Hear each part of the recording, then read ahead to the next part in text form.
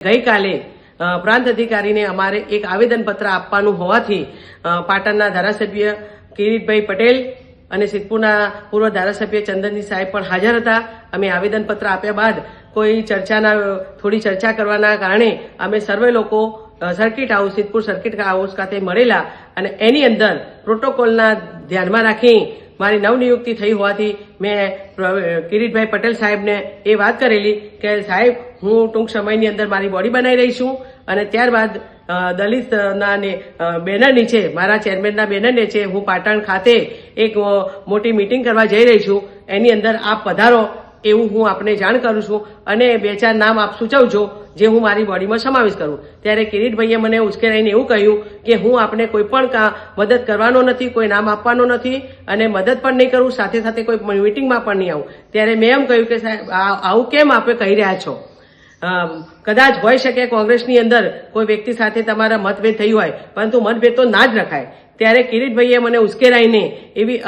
ગેરબંધારણીય ભાષામાં એવી વાત કરી કે ઉપરના જે વ્યક્તિઓ છે એ ઉપરની બધી ફૂટેલી ટોપો છે અને એમાં પણ આ તમારા હિતેન્દ્ર પીઠડિયા એ ફૂટેલી ટોપ છે. ગઈ વખતે તો મેં એને જતો કર્યો હતો કે પાટણ આવી ત્યારે, પણ હવે પાટણની અંદર કોઈ પણ મિટિંગની અંદર એ હાજરી આપશે તો હું એને મારીશ.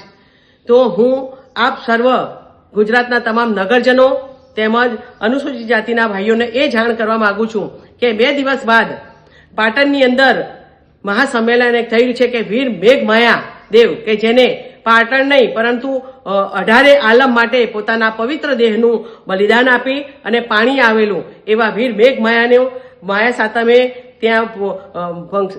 ધાર્મિક પ્રોગ્રામ હોવાથી ગુજરાતની તમામે 18 આલમ ત્યાં પધારવાની છે અને વિશેષ વણકર સમાજ પણ દલિત સમાજ પણ ત્યાં પધારવાની હોય અને એની અંદર અમારા આ બંને આદરણીય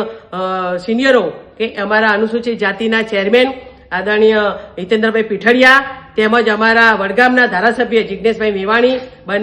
બંને પધારવાના હોવાથી અમને એ ભય છે અને ભીતિ છે. કેમ કે જે આ કિરીટભાઈ ધારાસભ્યએ જે અભદ્ર ભાષાની અંદર વાત કરી છે એને હું સખત શબ્દોમાં વખોડી દઉં છું કે એ ધારાસભ્ય હોવા છતાં પણ એમને નથી સોંપતી અથવા તો કાયદાની બંધારણની અંદર હોવા છતાં ગેરબંધારણીય વાતો કરી અને કોઈના